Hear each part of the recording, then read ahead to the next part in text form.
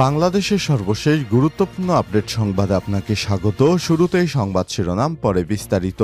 শুরুতেই জানিয়ে দিব, দেশ থেকে পাচার হওয়া টাকা দিয়ে কি করেছে শেখ হাসিনা, জানালেন উপদেষ্টা আসিফ মাহমুদ। বাংলাদেশ থেকে পাচার হওয়া টাকা দিয়ে পতিত ফ্যাসিস্ট শেখ হাসিনা সরকারের দোসরেরা সংযুক্ত আরব আমিরাতে মিনি সিটি কিনে রেখেছেন বলে জানিয়েছেন যুব এবং ক্রীড়া উপদেষ্টা আসিফ মাহমুদ সজীব ভুঁইয়া। গতরাতে তার ফেসবুক পোস্টে দেয়া একটি পোস্টে সব কথা জানান তিনি। এরপর জানিয়ে দিব, ৬ কমিশনের রিপোর্টের ভিত্তিতে নির্বাচনের সময়সীমা নির্ধারণ, বললেন মাহফুজ।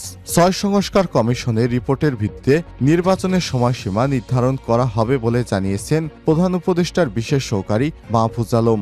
রাষ্ট্র সংস্কার কাজের অংশ হিসেবে রাজনৈতিক দলগুলোর প্রতিনিধিদের সঙ্গে বৈঠক করেন অন্তর্বর্তীকালীন সরকারের প্রধান উপদেষ্টা প্রফেসর ডক্টর মোহাম্মদ ইউনূস। পরে এ বিষয়ে আয়োজিত সংবাদ সম্মেলনে সব কথা বলেন মাহফুজ আলম।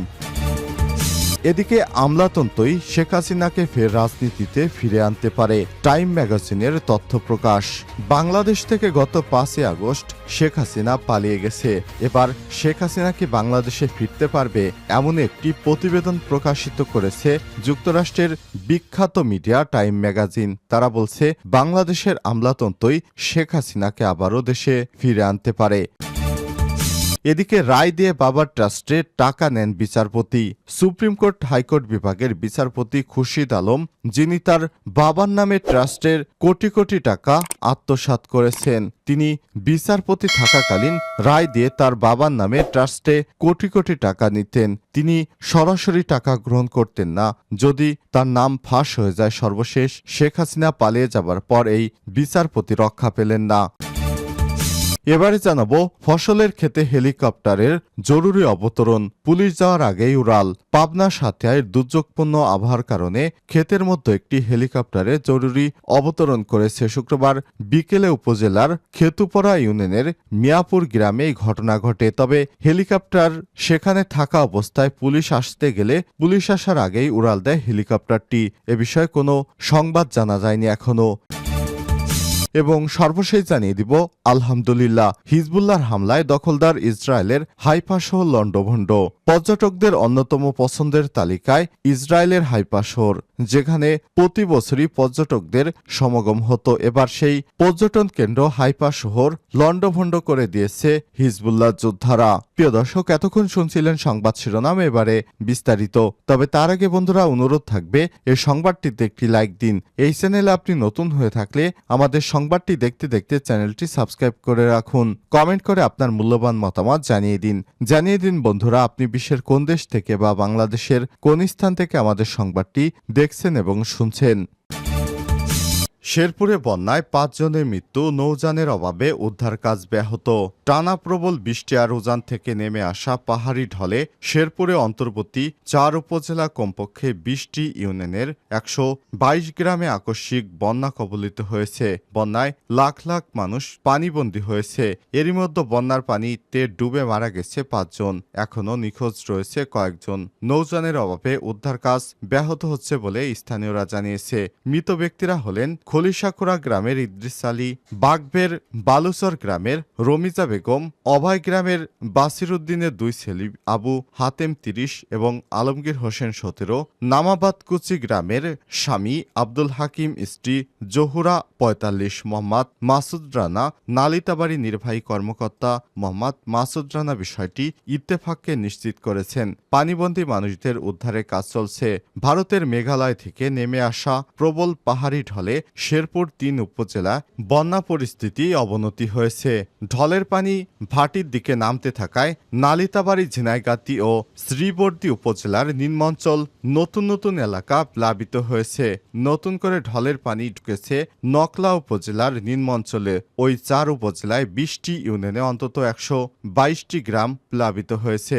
ঝিনাইগাতি, নালিতাবাড়ি ও শ্রীবর্দী উপজেলা এসব ইউনিয়নের অধিকাংশ রাস্তাঘাট বিস্তীর্ণ এলাকার ফসল ফসলের মাঠ তলিয়ে গেছে। এর মধ্যে অসংখ্য বাড়িঘর পানিতে নিমজ্জিত হয়েছে, বিধ্বস্ত হয়েছে অসংখ্য গ্রামীণ পাকা ও কাঁচা সড়ক, পানিতে ভাসছে শিক্ষা প্রতিষ্ঠান ও সরকারি চিকিৎসা কেন্দ্র। পানিবন্দী হয়ে পড়েছে লাখ লাখ মানুষ। সেনাবাহিনী, ফায়ার সার্ভিস ও স্বেচ্ছাসেবী সংগঠনের উদ্যোগে বন্যায় আটকে পড়াদের উদ্ধার অভিযান চললেও পানির প্রবল স্রোত আর পর্যাপ্ত নৌযানের অভাবে ব্যাহত হচ্ছে উদ্ধার কাজ। পরিবর্তিত হচ্ছে বাংলাদেশ ব্যাংক নোট, নোটের নকশায় থাকছে না শেখ মুজিবুরের ছবি। অন্তর্বর্তীকালীন সরকার ২০, ১০০ এবং ৫০০ টাকা ও ১০০০ টাকার ব্যাংক নোট নতুন করে ছাপানোর ঘোষণা দিয়েছে। নতুন নোটে শেখ মুজিবুর রহমানের ছবি থাকবে না। এসব নোট বাজারে আসতে ১.৫ বছরের বেশি সময় লাগতে পারে। অর্থ মন্ত্রণালয়, অর্থ বিভাগ সূত্র থেকে জানানো হয়েছে, বর্তমান নকশা থেকে শেখ মুজিবুর রহমানের ছবি সরিয়ে নেওয়া হবে। প্রাথমিকভাবে ৪টি নোট পুনরায় প্রকাশ করা হবে। পরবর্তীতে অন্যান্য নোটগুলো পরিবর্তন আনা হবে বলে জানান কর্মকর্তারা।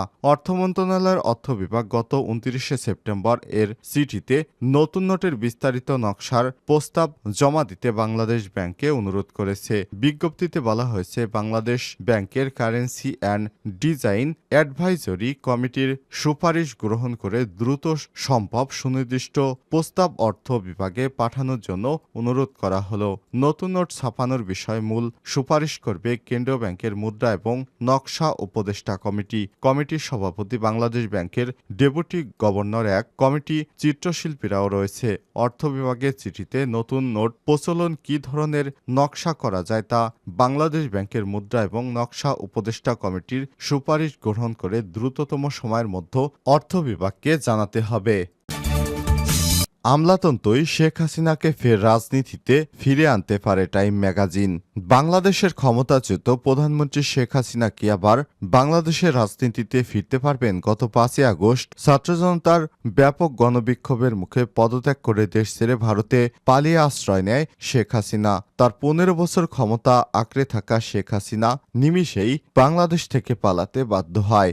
গতকাল তার দেশ থেকে ২ মাস পার হয়েছে। এরই মধ্যে তার বাংলাদেশি পাসপোর্ট বাতিল করে দিয়েছে অন্তর্বর্তীকালীন সরকার। হাসিনা এখন ভারতে কোন পরিচয় আছে তা নিয়ে আন্তর্জাতিক মহলে প্রশ্ন উঠেছে। সংবাদ মাধ্যমে প্রকাশ, ভারত থেকে সরকারও সেদেশে তার অবস্থা নিয়ে বিব্রতকর অবস্থায় রয়েছে। খবর বেরিয়েছে, হাসিনা এখন অন্য কোনো দেশে আশ্রয় নেওয়ার চেষ্টা করছে। এদিকে ৮০ বছরের কাছাকাছি পৌঁছে যা হাসিনার রাজনীতিতে ফেরার সম্ভাবনা কতটুকু তা নিয়ে দেশ এবং দেশের বাইরে আলোচনা চলছে। দলের সভাপতি দেশ থেকে সঙ্গে সঙ্গে আওয়ামী লীগের প্রায় সর্বস্তরের নেতারাই দুর্নীতি আর হত্যা মামলায় মাথায় নিয়ে গা ঢাকা দিয়েছে। নেতৃত্বশূন্য আওয়ামী লীগের তৃণমূলের অনেক একনিষ্ঠ কর্মী মনে করেন তাদের নেত্রী আবার বাংলাদেশে ফিরে দলের হাল ধরবেন। কিন্তু রাজনীতিতে হাসিনা ফেরা কি আদৌ সম্ভব? হাজারো শহীদ আর অসংখ্য আহত মানুষের আত্মত্যাগের মাধ্যমে স্বৈরাচার পতনের সফল আন্দোলন কি ব্যর্থ হয়ে যাবে? এ নিয়ে উত্তর খোঁজার চেষ্টা করেছে যুক্তরাষ্ট্র বিশ্ববিখ্যাত সংবাদ মাধ্যম টাইম ম্যাগাজিন। তাদের প্রতিবেদনে আন্তর্জাতিক রাজনীতি বিশ্লেষণ একাংশ বলছে, বাংলাদেশের রাজনীতির যে নেতৃত্ব শূন্যতা সেটি একসময় শেখ হাসিনাকে দেশে ফিরে আসার পথ এবং রাজনীতি করার সুযোগ তৈরি করে দিবে।